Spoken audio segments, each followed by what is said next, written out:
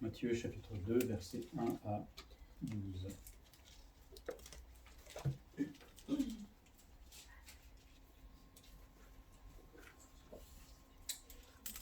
Jésus étant né à Bethléem en Judée au temps du roi Hérode, voici des mages d'Orient arrivèrent à Jérusalem et dirent : Où est le roi des Juifs qui vient de naître ? Car nous avons vu son étoile en Orient et nous sommes venus pour l'adorer. Le roi Hérode, ayant appris cela, fut troublé et tout Jérusalem avec lui. Il assemblèrent tous les principaux sacrificateurs et les scribes du peuple, et il s'informa auprès d'eux du lieu où le Christ devait naître. Ils lui dirent : à Bethléem, en Judée, car voici ce qui a été écrit par le prophète, ce qu'on a lu dans Michée tout à l'heure. Et toi, Bethléem, terre de Juda, tu n'es certes pas la moindre entre les principales villes de Juda, car de toi sortira un chef qui paîtra Israël, mon peuple. Alors Hérode fit appeler en secret les mages et s'enquit soigneusement auprès d'eux depuis combien de temps l'étoile brillait. Et puis il les envoya à Bethléem en disant : Allez et prenez des informations exactes sur le petit enfant. Quand vous l'aurez trouvé, faites-le moi savoir afin que j'aille aussi moi-même l'adorer. Après avoir entendu le roi, ils partirent, et voici l'étoile qu'ils avaient vue en Orient, aller devant eux jusqu'au moment où, arrivée au-dessus du lieu où était le petit enfant, elle s'arrêta.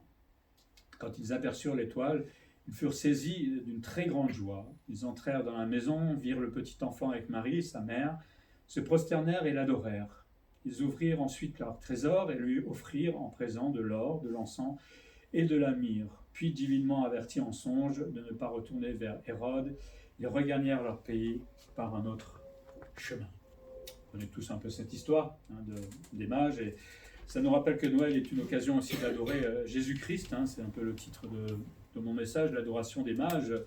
Et peut-être ces différents versets qu'on vient de lire vont nous montrer comment on peut adorer, ou mal adorer, ou pas bien adorer du tout. Alors aujourd'hui, il y a beaucoup d'adoration dans ce monde, surtout les stars. Il y a beaucoup de stars qui sont adulées, adorées par le monde. Il y a des chanteurs qui sont morts, on leur fait même une journée pour eux. À quand une journée pour Christ ? J'aimerais bien savoir. C'est beau la demander, mais personne ne veut le faire. Et nous, en tant que chrétiens, comment nous allons adorer le Seigneur durant ces fêtes ? Qu'est-ce qu'on va faire durant ces fêtes on l'adore régulièrement, je pense, durant toute l'année, mais peut-être particulièrement marquer le coup durant cette période de Noël et la nouvelle année. On a peut-être quelques pistes là-dedans, et on va aller voir ce matin tout simplement des pistes bibliques, pas des pistes humaines. Bon, peut-être ce qui n'est pas vraiment l'adoration, mais voir ce que le Seigneur attend et ce que provoque aussi celui qui adore vraiment le Seigneur. Première chose, on va s'intéresser, c'est le monde et son adoration, entre guillemets. Et je ne sais pas si vous connaissez tous Hérode, qui était le fils d'Antipater. Il est né en 73 et il est mort en 4 avant Jésus-Christ. Il a été placé sur le trône de Jérusalem par les Romains. Il sera roi de Judée de 37 avant Jésus-Christ à 4 avant Jésus-Christ. D'accord ? C'est pour l'histoire. L'histoire d'Hérode, elle nous a été transmise par un historien qui s'appelle Joseph. Je pense que j'en ai déjà parlé plusieurs fois, vous avez commencé à le connaître, un historien juif, si mes souvenirs sont bons. Hérode était un grand bâtisseur, d'après ce qu'on sait de lui, et c'est lui qui a agrandi ou restauré, on pourrait dire, le second temple. Vous vous souvenez, quand ils sont revenus d'exil, les Juifs ont reconstruit le second temple, et Hérode va faire tout ce qui est autour. Vous allez sur Wikipédia, vous mettez deuxième temple, et vous allez voir tout ce que Hérode a fait. Il a commencé les travaux en moins 20 avant Jésus-Christ, et ça a duré un certain temps. Et donc c'est lui qui a fait ces choses-là. Et en même temps, ce qu'il a fait, c'est qu'il a séparé le culte et l'État, parce que généralement le pouvoir politique était aux prêtres à ce moment-là, mais lui, il a séparé les deux, il n'avait plus que le rôle spirituel, comme ça il pouvait régner en maître, tout simplement. Le caractère d'Hérode, je ne sais pas si vous connaissez un peu cet homme, il était fou, on ne peut pas dire autre chose, il était complètement paranoïaque, il craignait tous les complots, au point qu'il a fait tuer sa femme, parce qu'elle croyait qu'elle allait faire un complot contre lui, et il a fait tuer plusieurs de ses enfants. C'est-à-dire, ça n'allait pas bien dans sa caboche, comme on dit. Mais il était fou. Il était cruel, puisque, alors on a certainement d'autres exemples, mais là, il va faire tuer les enfants de moins de 2 ans. Vous imaginez quand même, parce que y a un roi qui devait venir, et il ne voulait absolument pas que quelqu'un le remplace, et donc aller faire tuer des enfants de moins de 2 ans, c'est quand même cruel. Et par d'autres choses, on sait qu'il était vraiment terrible. C'était un roi qui était craintif aussi, tout ça c'était lié à mon avis, parce que lui n'était pas le roi légitime, par rapport à la lignée de David, hein, puisque Christ devait venir de la lignée de David pour régner en Israël, et lui, il savait qu'il n'était pas là. Donc là, quand on lui apprend qu'il y a un autre roi qui devait venir, il avait peur. Et forcément, il va réagir comme un païen, tout simplement. Et il va faire semblant d'avoir la foi. Enfin, il croit qu'il y a un roi qui doit naître. C'est pour ça qu'il va réagir. D'après le récit des mages, hein, il va faire son enquête. Enfin, il va demander à faire une enquête. Et le fait qu'il demande une enquête, le fait qu'il craigne qu'il y ait un roi qui le remplace, c'est qu'il croyait qu'il y avait vraiment un roi qui devait naître. Hein, c'est clair. Il va croire dans la prophétie de Michée. C'est pour ça qu'il va envoyer les mages là-bas pour aller voir des preuves. Mais lui, au fond, il était inquiet, pas pour aller adorer Jésus. Il était inquiet pour son pouvoir à lui. Vous imaginez s'il y a un roi concurrent qui devait naître là, qui allait le renverser. C'est ce qu'attendaient les Juifs, hein, c'est que le roi vienne, le Messie vienne, mais pour renverser en fait le pouvoir romain. Et donc là, peut-être que Hérode était au courant de ces prophéties. Et donc là, il disait, c'est pas bon pour moi. Et c'est pour ça qu'il va réagir. Mais cette simili-foi d'Hérode nous montre que croire en Dieu ne suffit pas. Il y a beaucoup de gens qui disent, je crois en Dieu, mais ça ne suffit pas. Hérode croyait certainement dans les prophéties et peut-être en Dieu à ce moment-là, en tout cas en ce qui se passait là. La Bible nous dit que les démons croient aussi en Dieu. C'était des anges avant, et ils ont vu Dieu face à face. Donc forcément, ils croient en Dieu. Mais ce n'est pas parce qu'ils croient en Dieu qu'ils lui obéissent. Il est dit dans Jacques qu'ils tremblent, parce qu'ils savent qui est Dieu. Donc, ils croient en Dieu, plus que nous, ces anges-là, et certainement qu'Hérode à ce moment-là croyait en Dieu, mais ça ne signifie pas qu'ils allaient faire ce que Dieu demande. Si je crois en Dieu, ça signifie aussi ensuite que je vais obéir à ce que Dieu me dit, ce en quoi je crois. Si Dieu me dit que je suis pécheur et que je crois en Dieu, je dois croire aussi que je suis pécheur. Et si Dieu me dit que je dois me repentir, je crois à Dieu, ok, donc dans ce cas-là, il faut que je me repente. Et si Dieu me dit que j'ai offert Jésus-Christ comme victime expiatoire pour tes péchés, je crois en Dieu, mais je vais aussi accepter Jésus-Christ dans ma vie. Donc, croire, ça ne suffit pas, il faut aussi obéir. Ça aurait été plus simple que Hérode se repente, accepte Jésus dans sa vie, ça aurait été un peu plus sympa, surtout pour les enfants qui vont mourir, mais ce ne sera pas le cas. Mais lui, il croyait, et la preuve, c'est qu'il va vouloir faire tuer Jésus. Donc encore une preuve qu'il croyait vraiment que ces choses allaient arriver. Alors, dire qu'il croyait vraiment en Dieu, je ne sais pas, mais en tout cas, il savait qu'il allait se passer quelque chose pour lui. Ça, c'est valable pour nous aujourd'hui aussi. Hein. Si nous disons, bon, je pense que nous avons accepté Jésus dans notre vie, mais si quelqu'un vous dit « je crois en Dieu », posez-lui aussi la question, est-ce que tu obéis à Dieu, tout simplement, dans notre évangélisation. Et au-delà, on peut dire, est-ce que tu es né de nouveau ? Parce que la nouvelle naissance démontre que j'ai obéi à ce que le Seigneur demande dans ma vie. Et c'est simple. Est-ce que tu t'es repenti ? Est-ce que tu reconnais que tu es pécheur ? Est-ce que tu t'es repenti de tes péchés ? Et est-ce que tu as accepté que quelqu'un a pris ta place, c'est-à-dire Jésus-Christ, pour ces péchés-là ? Si cette personne dit oui, il y a de fortes chances qu'elle commence à marcher vers l'éternité. Après, il faut peut-être aller voir un peu plus loin quand même. Mais n'acceptez, moi, je n'accepte pas quand quelqu'un me dit « je crois en Dieu ». Basta. On avait fait un sondage à Reims, dans la rue, et on arrêtait les gens, on avait 10 questions, et puis souvent, ils me disaient « oui, je crois en Dieu ». Mais quand vous allez pousser un peu plus loin, « mais est-ce que tu obéis à Dieu ?» Pourquoi ? Ils ne comprenaient pas ce qu'on voulait leur dire. Donc sinon, on a l'occasion d'avoir une personne comme ça en face de nous, voilà, saisissez la perche, et aller un peu plus loin avec cette personne, et qui sait, c'est peut-être ce qui lui manquait pour vraiment approcher du Seigneur. Donc cette simili-foi d'Hérode, qui va provoquer une fausse adoration, enfin même pas, mais bon, on va appeler une fausse adoration, il fait croire qu'il veut aussi adorer l'enfant au verset 8, mais derrière sa tête, l'idée c'était zigouiller le pauvre petit enfant. Vous imaginez dire aux gens, je veux aller adorer cet enfant, et avoir dans la tête l'envie de meurtre. C'est dire le personnage déjà. Bon. Peut-être nous-mêmes aussi, le dimanche matin, on a envie d'adorer le Seigneur, et puis dans nos têtes, on n'a peut-être pas des envies de meurtre. Enfin, j'espère pas. Mais tout va pas bien, forcément. Paradoxe, des fois. Mais là, évidemment, pour Hérode, techniquement, la seule adoration qu'il attendait, c'était la sienne. C'est-à-dire, il voulait qu'on l'adore, lui, comme roi. Putain, il va se proclamer, je suis comme un dieu, etc. Lui, il veut rester le roi de Judée. Et son adoration est basée finalement sur le mensonge. Elle est simplement intéressée parce que elle refuse Jésus-Christ, elle refuse ce petit enfant, mais elle veut et que lui-même soit adoré, et en même temps se débarrasser de ses ennemis. Pour moi, Hérode rappelle un peu la fausse adoration que certains font dans ce monde à Noël. Alors il y a les païens qui vont fêter avec leurs cadeaux, etc. Mais le monde détourne le sens de Noël à cause de ses propres intérêts, parce que maintenant Noël c'est une question de business, c'est une question de fric tout simplement, ou alors de faire la fête pour réunir la famille, comme si on ne pouvait pas la réunir un autre jour dans l'année que Noël. J'espère que vous la réunissez un autre jour que Noël, Pâques. C'est moi qui a Pâques. On se réunit 2 fois dans l'année. C'est bien dommage. Une question de marketing. Finalement, au fur et à mesure, Noël, c'est plus Noël. En tout cas pas au sens biblique. Et en plus, personne ne cherche forcément la vraie signification de Noël. On est là pour fêter, manger foie gras, avoir le ventre bien plein, mais on ne cherche pas forcément pourquoi il y a Noël. C'est fou qu'on puisse faire des choses sans forcément comprendre ce qu'on fait. Je ne sais pas si vous avez des choses. Moi, je m'arrête des fois en me disant, tiens, je fais quelque chose, je ne sais même pas d'où ça vient, pourquoi je le fais. Le monde pourrait de temps en temps s'arrêter en disant, mais pourquoi on fête Noël? Le Père Noël. Rémi nous a expliqué ça la semaine dernière. C'est grâce au Père Noël. Mais c'était il y a 100 ans seulement. Donc, pourquoi on fêtait Noël avant? Pourquoi les gens ne réfléchissent plus? Par contre, pour aller sur Amazon, cliquer cadeau, ça on ne réfléchit pas. Ça on sait où c'est. On s'est débarrassé tout simplement de Jésus-Christ, tout comme Hérode voulait se débarrasser à ce moment-là de Jésus-Christ. C'est la même chose finalement.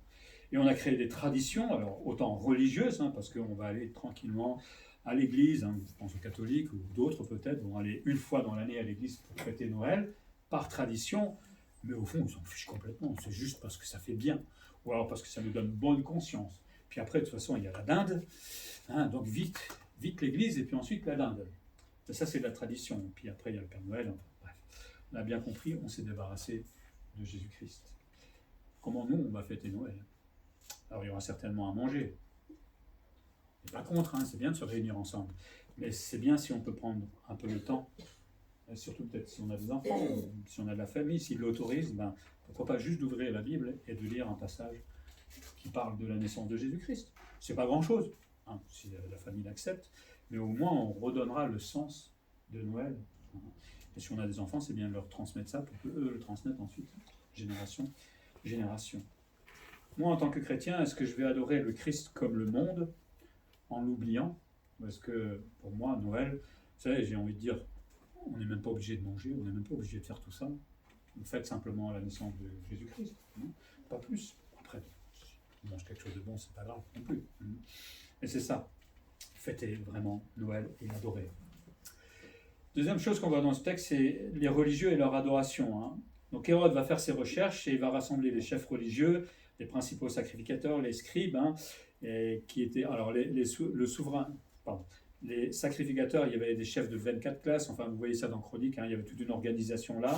Puis il réunit aussi les scribes, c'est ceux qui écrivaient, qui enseignaient la loi et la transcrivaient au peuple. Donc il va prendre les grosses huiles, on va dire, religieuses là, et va leur poser la question où doit naître tout simplement ce fameux roi des Juifs. Et les Juifs eux-mêmes attendaient le Messie, puisqu'ils vont trouver la prophétie immédiatement, assez rapidement. Leur propre prophète, dans l'Ancien Testament, avait annoncé la venue de ce Messie. Et ils savaient qu'il devait naître à Bethléem, en Judée. Et évidemment, pour Hérode, ça lui posait un problème, parce que Hérode était le roi de Judée à ce moment-là. Et donc, si ce roi devait venir en Judée et en plus prendre sa place, évidemment, ils avaient peur. Bethléem, juste pour ceux qui veulent savoir, en hébreu, ça veut dire maison du pain, pour notre culture générale. C'était aussi la ville de naissance de David. Mais ce qui est intéressant quand même de se dire, c'est que ces chefs religieux savaient exactement où devait naître le Messie, mais une fois que Hérode leur a demandé d'aller voir que cet enfant allait naître, qu'est-ce qu'ils ont fait? Ils ont suivi les mages. Le Messie va naître, allez, on y va. Ils savaient où il allait naître, ils ont dit où il allait naître, et ils sont restés tranquillement chez eux. Vous êtes sûr que vous croyez dans vos prophètes, dans ce que... Pourquoi il ne se déplace pas? Pourquoi il y a une telle indifférence pour ce roi qui devait naître? Pourtant, ils attendaient ce roi pour se débarrasser, premièrement, des Romains. Mais là, on leur dit qu'il est né, on donne le lieu précis, c'est eux qui le disent, mais non, ça ne leur parle pas plus que ça. On comprend un peu mieux quand Jésus va venir en disant « Je suis Dieu, je suis là pour vous », que les pharisiens, enfin les religieux, vont vouloir plutôt le crucifier. Vous voyez qu'on peut être religieux et s'en fiche totalement de Dieu, de Jésus-Christ. C'est dingue, on y réfléchit un petit peu. Et c'est la religion, tout simplement. Ils prennent le temps de lire la parole, enfin là c'était l'Ancien Testament, mais ils ne la comprennent pas. Et surtout, ils n'agissent pas. Peut-être un exemple pour nous, parfois peut-être on ouvre notre Bible religieusement, parce que ça fait bien, parce que le pasteur il a dit le dimanche matin, chaque fois il nous le dit, il m'énerve d'ailleurs, et on lit, et puis on ferme et on ne comprend pas, et on n'agit pas. Ça ne sert à rien de lire la Bible comme ça. Ça ne sert à rien, lisez un autre bouquin, c'est plus intéressant dans ce cas-là. Mais si on ouvre la Bible, c'est pour essayer de la comprendre, et surtout pour agir ensuite. Il faut que ça nous parle. Normalement, la Bible devrait nous parler et nous conduire à changer des habitudes, à nous réjouir, à adorer le Seigneur, à venir à l'église, etc., etc. Mais l'ouvrir, et beaucoup de gens vont l'ouvrir pendant cette fête de Noël, mais vont rien comprendre. On va fêter Noël, on va ouvrir, on va lire les beaux passages de la parole de Dieu, on va chanter 2-3 cantiques, et puis le lendemain, on reprend les bonnes vieilles habitudes religieuses. Vivement l'année prochaine que j'aille à l'église. Voilà. C'est triste. Eux qui attendaient le Messie, ils ne se sentent pas du tout troublés, alors que Hérode, lui, il était paniqué. C'est là où c'est quand même terrible. Les Juifs attendaient le roi pour se débarrasser des Romains. Le jour où on leur dit, voilà, bon, il y a une émission télé, on a autre chose à faire, il n'y avait pas la télé à l'époque, bon. Alors qu'à côté, le païen qui ne croit pas en rien du tout, lui est complètement terrorisé par la venue de ce roi. Les païens croient des fois plus que les religieux. C'est curieux quand même quand on y pense. Ils auraient au moins peut-être se dire, bien, il y a un roi qui va naître, approfondir peut-être les Écritures, interroger un peu plus les mages, mais rien. Stérilité totale. Voilà ce qui est en fait la religion. Voilà la fausse adoration de la religion. Il n'y a aucun intérêt pour la personne de Jésus-Christ. L'adoration n'est plus Jésus, mais on adore la tradition, quelque part. On adore ce que nous avons fabriqué, enfin ce que la religion a fabriqué, c'est-à-dire aller une fois par an à l'église et je ne sais pas qu'est-ce qu'on adore là-dedans, mais pas Jésus-Christ en tout cas. On préfère les rites, on préfère la tradition, et la religion a remplacé tout doucement la foi, et aujourd'hui on le voit évidemment, il n'y a personne qui est obéissant, il suit le Seigneur. Et la religion, froide comme elle est, parce que c'est ça le problème de la religion, c'est froid, ça ne pousse pas à l'adoration. Nous quand on parle de Jésus-Christ, ça nous réchauffe, on est heureux de connaître notre Sauveur. Mais quand on ne croit pas dans ce Sauveur ou qu'on s'en est débarrassé pour adorer autre chose, un pape ou je ne sais pas quoi, forcément on est détourné de la personne de Jésus-Christ et il n'y a rien qui se passe dans le cœur, c'est froid. La religion c'est froid tout simplement. Moi en tant que chrétien, est-ce que je vais fêter Noël comme une tradition ? C'est vrai que ça fait mon 50e Noël, ça commence à devenir un peu barbant ces fêtes. Je crois que je vais demander à ma femme qu'on fête ça un peu plus tard, en mars, c'est marrant. Et si on faisait la fête de Noël, normalement c'est en juin, ce qui paraît. Si on faisait la fête de Noël en juin, vraiment, ce serait marrant, non ? Vous seriez d'accord ? Ouais. Allez, on se fait une deuxième fête de Noël. Pourquoi on ne fêterait pas Noël tous les jours ? Parce que c'est la naissance de Jésus, on peut le fêter quand on veut et tous les jours, puisqu'on se réjouit pour cela. Bon, je pense que Rémi ne va pas être d'accord parce qu'il lui faut un spectacle chaque fois. Ça va être beaucoup pour lui. Mais voilà, ça ne doit pas être une tradition, ça ne doit pas être encore un Noël, ça ne doit pas être une religion, je ne pense pas pour nous, mais ça doit être biblique. Noël, c'est pas tous les repas, c'est pas toutes ces choses, c'est chouette, il n'y a pas de problème, mais qu'on prenne le temps, au moins un moment, pourquoi pas de prier en famille et de dire merci Jésus-Christ d'être venu sur la terre pour venir nous sauver. On peut le faire tous les jours, mais là peut-être plus particulièrement, se réjouir de cela. Donc là, on a vu la fausse adoration, les faux adorateurs, et j'ai envie de me tourner vers les vrais adorateurs. Alors, ce qu'il faut dire que les mages étaient des vrais adorateurs, je ne sais pas s'il faut les comparer à nous, mais en tout cas, ils ont mieux agi que les autres. Et donc ces mages vont suivre une étoile. On va peut-être nous intéresser d'abord aux mages, à l'identité des mages. Il y a beaucoup de choses qui ont été dites. Je fais une petite synthèse un peu de tout ce que j'ai pu lire. Alors, selon Hérodote, les mages étaient autrefois une caste sacerdotale nombreuse, formant l'une des 6 tribus mèdes. On voit ça dans Hérodote. Ils étaient les propagateurs du zoroastrisme, c'est une religion dualiste, je pense que vous connaissez. Les mages adoraient l'air, la terre, l'eau et surtout le feu, dont le culte se célébrait en général sur les toits. C'est peut-être pour ça qu'ils ont vu l'étoile. Et ils entretenaient nuit et jour la flamme sacrée. Ils se disaient médiateurs entre Dieu et l'homme, on ne sait pas entre le vrai Dieu, mais entre leur Dieu et l'homme, offraient des sacrifices, interprétaient les rêves, les présages et prétendaient pouvoir annoncer l'avenir. Il est peu probable qu'ils aient été des païens de haut rang provenant d'un pays, peut-être le royaume des Parthes ou nord-est de Babylone, et qu'ils aient reçu une révélation spéciale de Dieu à propos de la naissance du roi des Juifs. Alors la tradition leur a attribué des noms et les a identifiés à des représentants descendants des fils de Noé, Sem, Cham et Japheth. Mais ça vraiment entre guillemets. Hein. Selon la tradition, 3 mages se rendirent à Bethléem. Ça, c'est les catholiques qui ont un peu transmis ça, mais la Bible ne dit pas combien ils étaient. C'est vrai qu'il y a 3 cadeaux, mais ça ne veut pas dire qu'il n'y en avait pas plus d'autres. Hein. La Bible ne dit pas tout. Donc, c'est pas parce qu'il y a 3 cadeaux qu'il y avait forcément 3 mages. Ils étaient peut-être que 2, 4, 6, 20, 11. On s'en fiche. D'accord. L'important, c'est qu'ils sont allés voir le Seigneur. Alors, on peut se poser la question, mais comment ils sont... D'où vient cette révélation pour les mages, hein? Cette révélation peut avoir eu lieu dans le ciel, comme l'indiquerait leur titre de mage, puisqu'ils contemplaient le ciel, hein, et étaient certainement des spécialistes en astronomie, et par leur allusion à l'étoile qu'ils avaient vue. Hein. Donc, en étant sur le toit, certainement que eux, connaissant déjà pas mal l'astronomie, en voyant cette étoile, ils ont dit là, il y a quelque chose qui cloche. Hein, je ne sais pas si vous avez déjà vu une comète. C'est chouette à voir. Hein. Mais là, ce n'était pas une comète, c'était une étoile particulière. Donc c'est peut-être ça qui leur a donné la puce à l'oreille. Cette révélation aurait également pu provenir d'un contact avec des savants juifs qui auraient émigré en Orient avec des copies des manuscrits de l'Ancien Testament. Là, c'est que des suppositions. On ne sait pas exactement pourquoi ils se sont déplacés. En tout cas, à part l'étoile. Quelle qu'ait été la source de cette révélation, ils vinrent à Jérusalem pour adorer le roi des Juifs qui venait de naître. Et c'est l'étoile qui les a tout simplement conduits vers Jésus-Christ.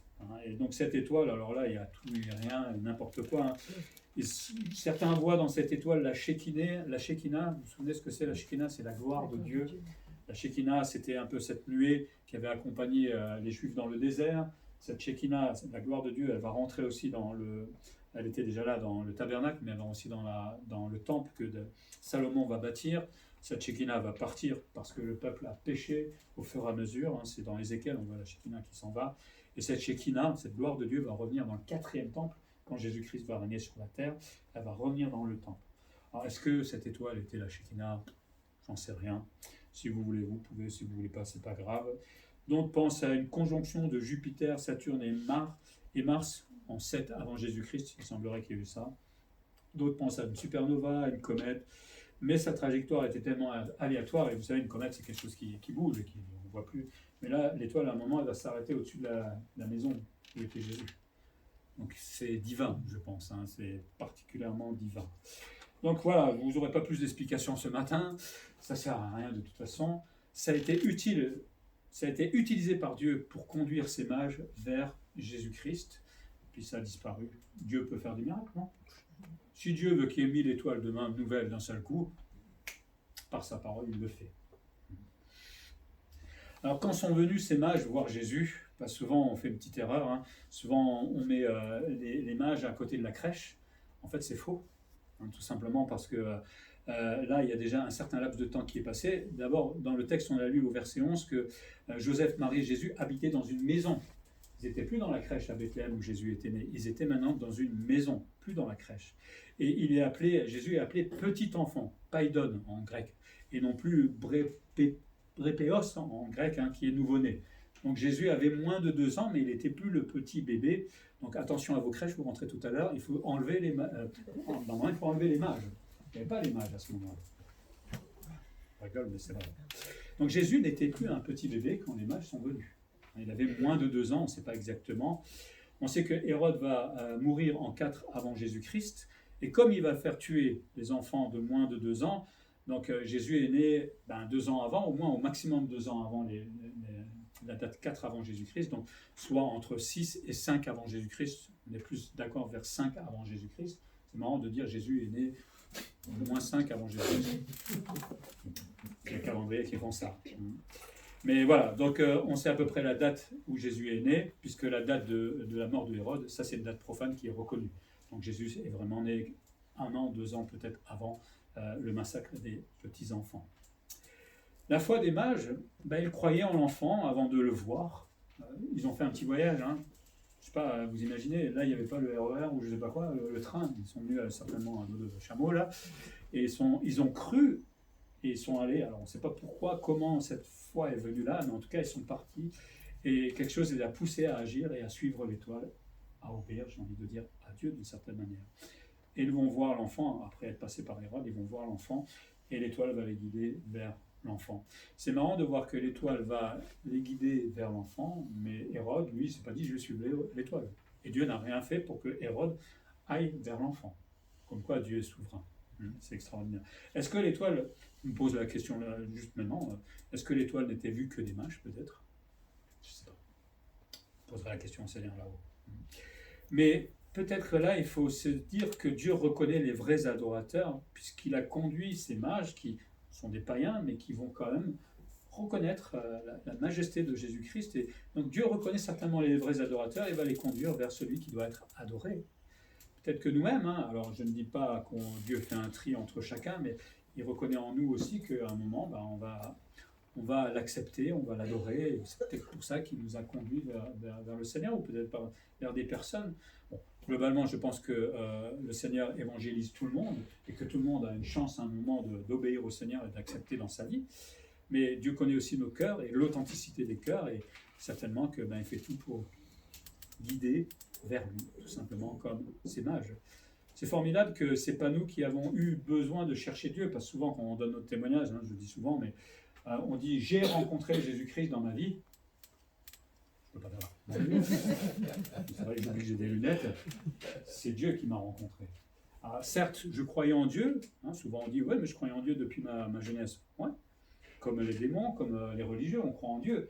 Mais c'est au moment où le Seigneur est venu me taper sur l'épaule, me dire que je suis pécheur, que j'ai besoin de changer et que Jésus-Christ est mort pour moi, c'est là où je me suis vraiment converti. C'est là où j'ai commencé à vraiment croire en Dieu. Mais le Seigneur ne s'impose pas. Et donc, évidemment, il approche tout le monde. Mais après, c'est, je vais dire, notre choix. Je pense à notre discussion de vendredi. Mais c'est notre choix. À un moment, c'est notre responsabilité d'obéir au Seigneur et à l'appel du salut. Le vrai adorateur ne croit pas seulement, comme on l'a dit tout à l'heure, il va agir et il va obéir aussi au Seigneur. Et une dernière chose, ce que produit la véritable adoration, et on va le voir un petit peu, et peut-être aussi par rapport à nous, celui qui adore vraiment, comment il est? Normalement, il est en paix. Il est en paix, ouais. Quand on adore le Seigneur, on est comment? Joyeux. J'espère bien. Libre.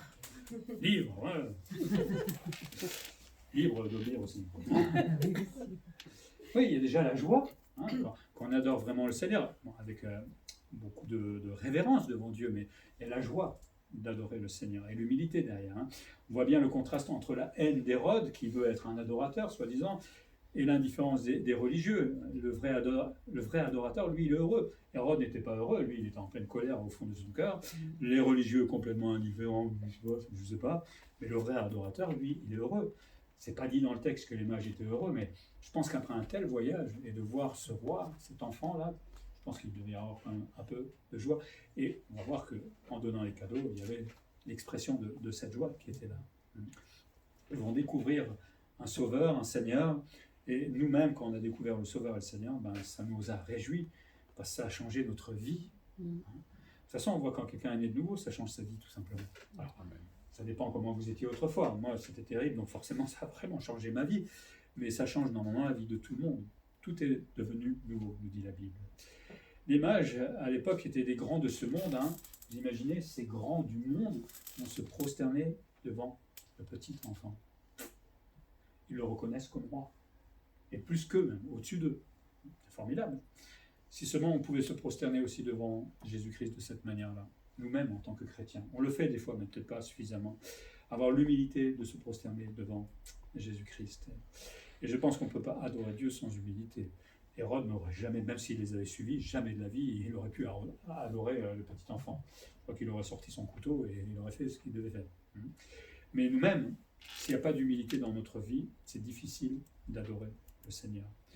Notre orgueil, ça s'est passé certainement au moment de notre conversion, et ça se passe encore au fur et à mesure de notre vie chrétienne, notre orgueil doit être brisé de plus en plus pour que nous puissions apprendre à mieux adorer le Seigneur. Vous savez, des fois on veut adorer le Seigneur, on fait ça très vite.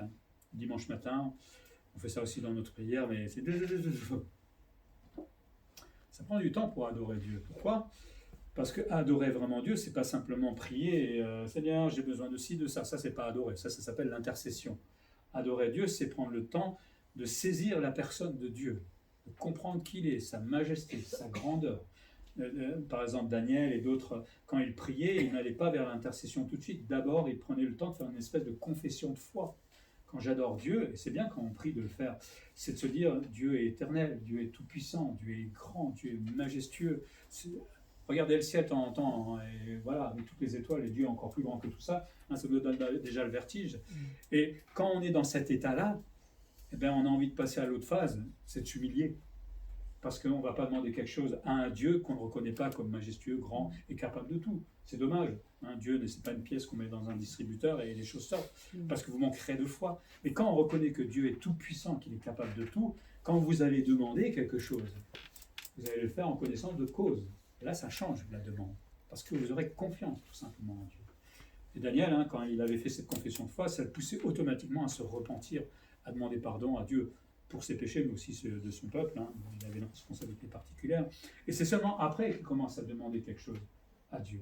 Si je adore Dieu, je reconnais qui il est. Et quand j'ai reconnu qui il est, je me sens en confiance de lui remettre, en fait, les requêtes, tout simplement. Mais pour ça, il faut de l'humilité. Beaucoup d'humilité. Ce que produit la véritable adoration, c'est aussi de la persévérance, parce qu'on l'a dit, ils ont fait, ces mages, un long voyage pour adorer l'enfant. C'est marrant parce qu'il n'est jamais dit dans le texte qu'ils sont venus pour voir Marie. Eh oui, quand on veut adorer Marie aujourd'hui dans le catholicisme, hein, ce texte, ils ont dit les mages sont venus pour adorer l'enfant. Jamais Marie. Marie, c'est un second rôle. Pas toi, Marie. Marie, mère de Jésus-Christ, c'est un second rôle. C'était juste un moment, mais pas plus. Ça prouve bien qu'on ne doit pas adorer la Vierge comme certains font aujourd'hui. En tout cas, ces mages, ils ont tout fait pour trouver Jésus. Peut-être que quand ils sont arrivés à Bethléem, enfin quand ils sont arrivés à Jérusalem, pardon, et que le roi leur dit, ouais, c'est là à peu près, ils auraient pu dire, c'est fatigant, et on rentre, hein, il y en a marre, une émission à la télé, c'est plus intéressant. Ben, ils ont continué leur voyage et ils ont fait l'effort, ils ont tout fait en fait pour trouver où était ce roi pour venir l'adorer.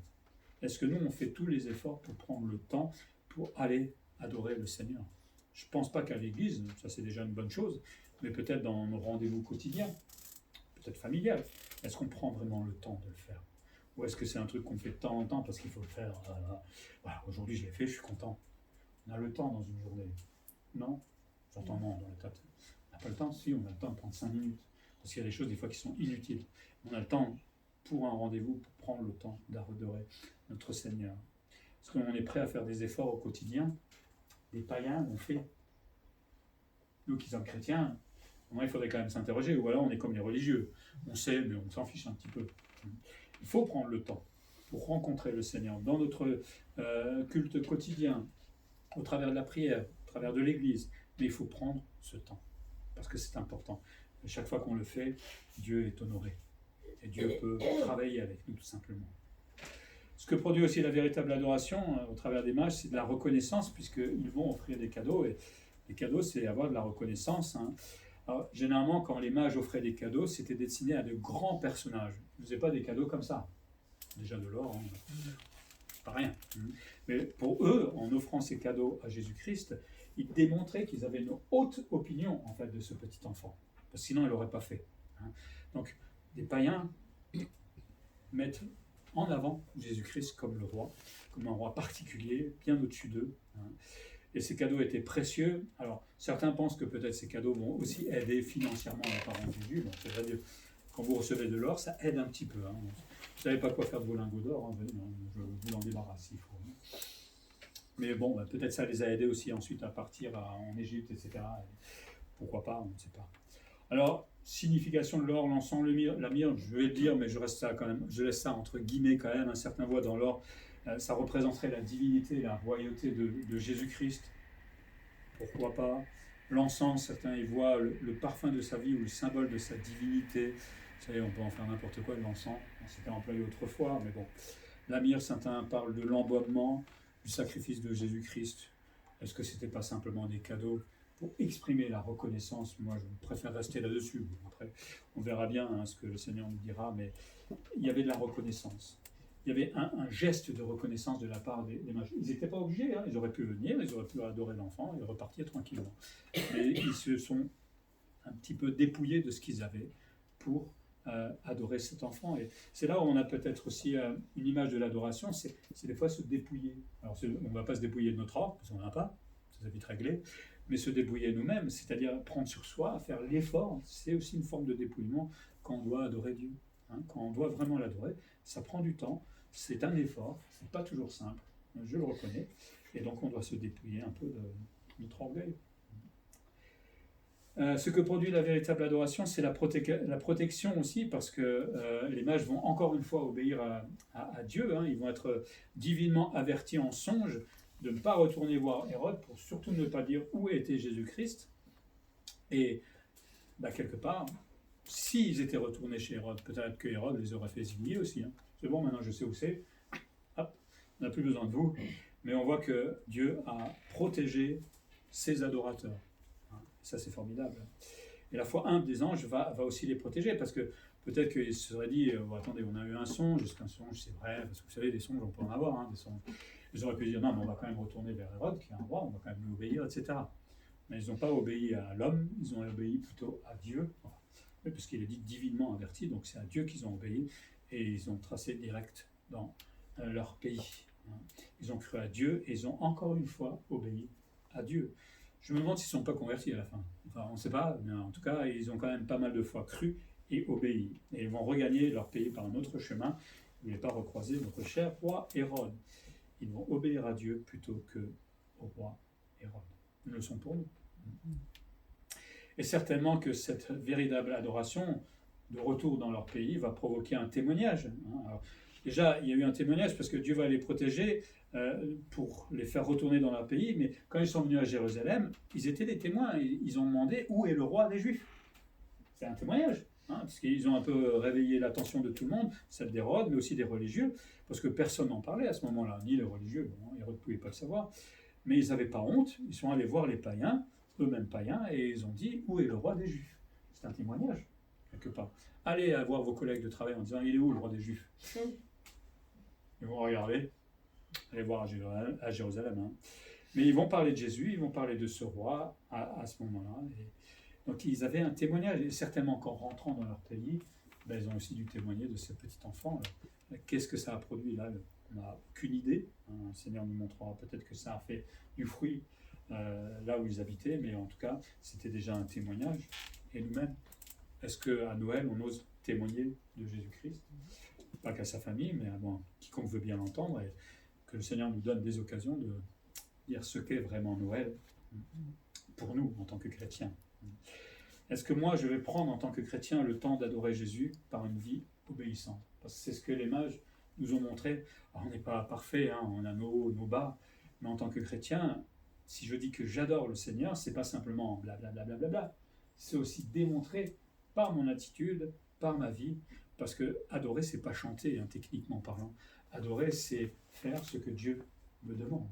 Et quand j'adore vraiment Dieu, je vais vivre comme un chrétien au quotidien.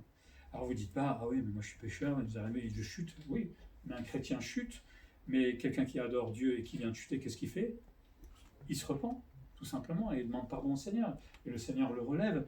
On a de la chance quand même quand on y réfléchit. Vous imaginez si le Seigneur avait dit, une fois que vous êtes né de nouveau, c'est fini, plus jamais de péché. Rappelons-nous que Jésus est venu sauver des pécheurs, pas des gens parfaits. Et s'il nous arrive des fois de chuter, même peut-être gravement, le diable va venir en disant, t'es sûr que là... Bah oui, le Seigneur est prêt à pardonner, à condition évidemment qu'on se repente sincèrement. C'est ça aussi l'adoration. Alors évidemment, on peut aussi prier et adorer le Seigneur par nos mots. Pour terminer, quel genre d'adorateur on va être à Noël? Mondain, je ne le souhaite pas en tout cas pour vous. Religieux, encore moins, ça serait terrible. Véritable, on est d'accord? Biblique, on pourrait dire aussi. Alors ça ne sous-entend pas qu'on n'a pas le droit de fêter Noël, qu'on n'a pas le droit de s'offrir des cadeaux. De toute façon, on peut s'offrir des cadeaux toute l'année. Alors, ça serait bien qu'on s'offre des cadeaux toute l'année. On commence à avoir des bonnes idées, voilà. Mais voilà, l'essentiel, c'est que ce soit un Noël christocentrique, que Christ soit au centre d'une manière ou d'une autre, mais qu'on se souvienne que Jésus-Christ est ce beau cadeau. Si le monde veut nous apprendre un autre sens de Noël, nous, on est quelque part un peu les gardiens du vrai Noël. Faisons-le déjà dans notre famille, si on a l'occasion de l'étendre, faisons-le. Voilà, et puis prions le Seigneur de nous donner peut-être des opportunités, que nous puissions adorer Jésus-Christ avec joie, comme ces mages, avec humilité, avec persévérance et surtout avec obéissance. Et des fois, on se dit que Jésus est notre comme cadeau. Ça, on ne se pose jamais la question, en fait. Ce qu'il préfère comme cadeau, c'est notre obéissance, tout simplement, et notre vie de sanctification croissante, tout simplement. Et ça, c'est le plus beau cadeau qu'on peut donner à Jésus-Christ. C'est ainsi que Jésus veut être véritablement adoré dans notre vie. Que le Seigneur soit adoré, béni durant ces fêtes de Noël et que nous puissions encore témoigner de lui le plus possible.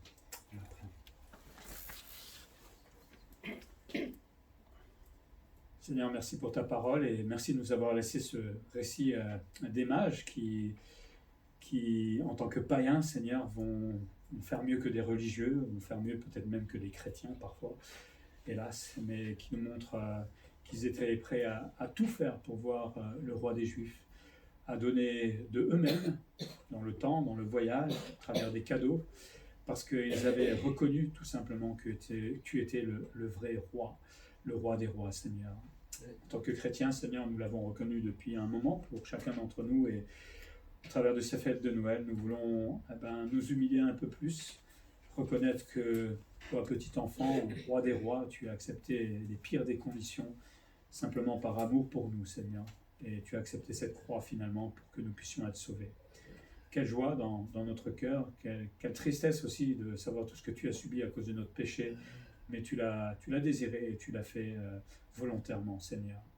Je veux te prier pour ce monde qui va fêter Noël loin de la vraie signification. Comme on l'a dit plusieurs fois, donne-nous des occasions et dans nos familles, et au travers de nos collègues, nos amis, Seigneur, pour rappeler le vrai sens de Noël.